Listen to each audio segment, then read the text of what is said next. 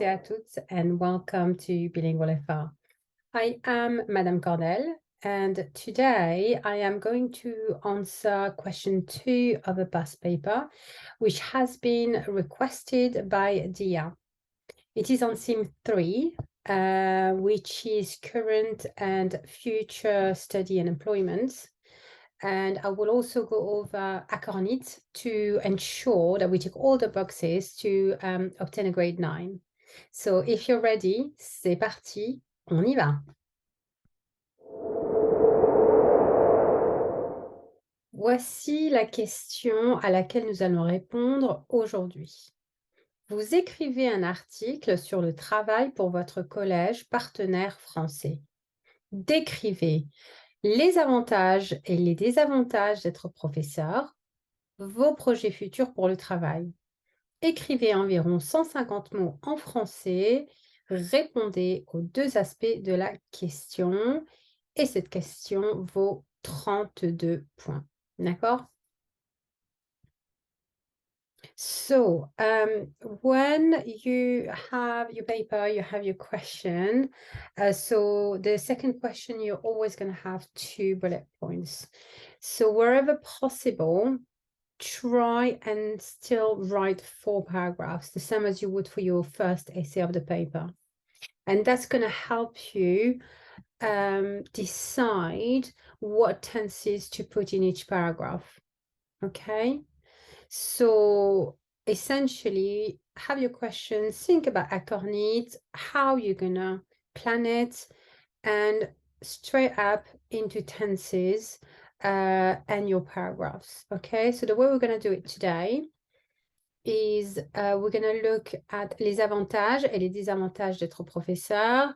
And this point tells us that we need to start by using the present tense. Okay, what are the pros and cons of being a teacher? And the second one is vos projets futurs pour le travail. So what are your future projects for work? So this is probably going to be done using the conditional. I would like to do, I would like to be, and probably use the simple future to be able to give examples as to what it means and to be doing that job. Okay, so once you know what tenses you will be using, then you can go back and think, okay, so this is what I'm going to start with. What other tenses can I add in my essay? So for question 1, we're going to add the perfect tense because we're going to be giving an example. Okay, so what are the pros and cons of being a teacher? This is what they are, for example, last week, and then we'll use the perfect tense, and we are going to marry it with the imperfect tense. It was. Okay, for the second part, we will try and add the present participle in there, as well as the near future. We already have the simple future, so it shouldn't be too difficult to add the near future.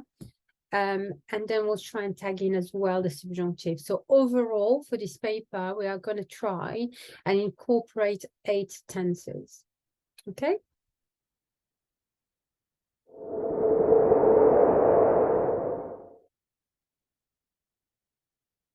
Alors, so this is the essay we've written, and we're going to go through it and do the checklist of Acornit. So ideally, once you finish your essay 1, essay 2, and your translation, hopefully you have a little bit of time to go back with a fresh pair of eyes and have your checklist and do your checks.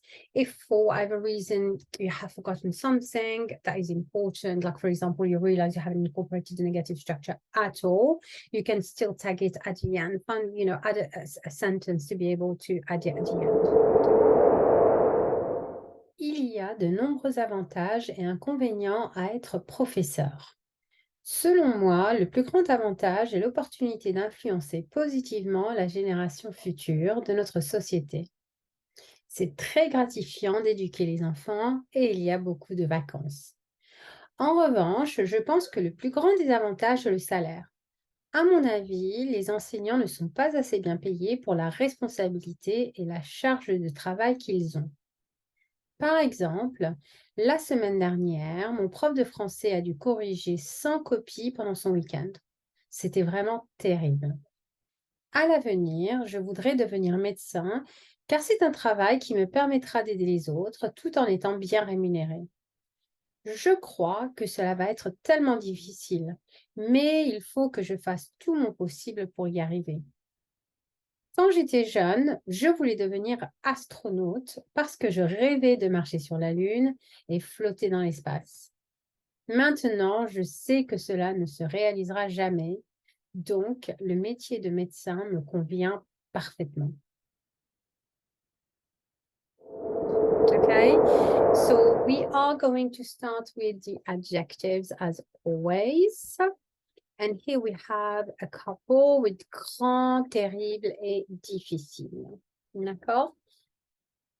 So then we have the C.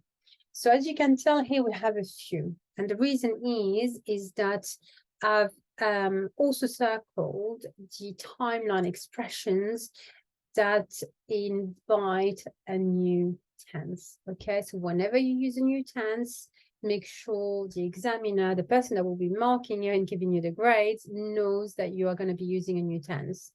So we have, for example, la semaine dernière, last week, so we know the perfect tense is coming, à l'avenir, in the future, so here it could be I would like with a conditional, or I will with a simple future, or I'm going to with a near future. And quand j'étais jeune, so when I was young, I used to do, or I used to eat, I used to play. Okay, so this is the imperfect. We also have the C. I've also added here the comparative slash superlative. So we have le plus grand, which is literally translated the most big, which is the biggest.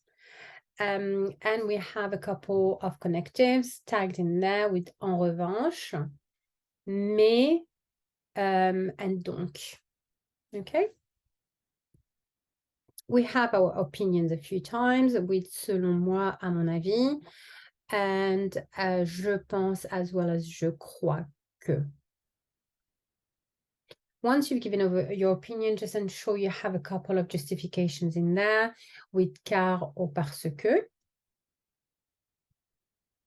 We have the negative structure a couple of times here with ne pas and ne jamais, which is never. And here we have a few intensifiers slash adverbs. So remember, these are usually, they need to be placed after the verb. Donc, c'était vraiment terrible, c'est très gratifiant, ça permet d'influencer positivement la nouvelle génération. Il y a beaucoup de vacances. So there are loads and loads and loads that you can use, okay? So have a few that you know of by heart, that you know how to spell as well, because this is for the writing exam, that you can try and incorporate in your writing. And last but not least, we have the tenses, okay? So we started with the present tense. Il y a de nombreux avantages. Then we moved on to la semaine dernière. Mon prof de français a dû, which is the perfect tense. C'était vraiment terrible. Okay. Then we have the conditional tense. À l'avenir, je voudrais. Followed by the simple future. Cela me permettra. Tout en étant, this is the present participle you probably looked at when you did seem to. En donnant de l'argent, par exemple, on peut aider les sans-abri. Cela va être, so this is the near future, so we have to conjugate to go in the present tense followed by the verb in the infinitive form. And here, il faut que je fasse, that's the subjunctive. So remember, when you have subject verb que, subject verb, usually the second one is going to be in the subjunctive form. Okay. So I hope you can see here how, give you ideas as to how you can incorporate tenses in your writing. OK? Il y a de nombreux avantages et inconvénients à être professeur. Selon moi, le plus grand avantage est l'opportunité d'influencer positivement la génération future de notre société. C'est très gratifiant d'éduquer les enfants et il y a beaucoup de vacances. En revanche, je pense que le plus grand des avantages est le salaire. À mon avis, les enseignants ne sont pas assez bien payés pour la responsabilité et la charge de travail qu'ils ont. Par exemple, la semaine dernière, mon prof de français a dû corriger 100 copies pendant son week-end. C'était vraiment terrible. À l'avenir, je voudrais devenir médecin car c'est un travail qui me permettra d'aider les autres tout en étant bien rémunéré. Je crois que cela va être tellement difficile, mais il faut que je fasse tout mon possible pour y arriver. Quand j'étais jeune, je voulais devenir astronaute parce que je rêvais de marcher sur la Lune et flotter dans l'espace. Maintenant, je sais que cela ne se réalisera jamais, donc le métier de médecin me convient parfaitement. Thank you for watching. I hope you found this video useful. Don't forget to give us a thumbs up and to subscribe. If there are any topic or tenses you would like me to cover, then please let me know in the comments below. Good luck with your revisions and I will see you soon. Au revoir.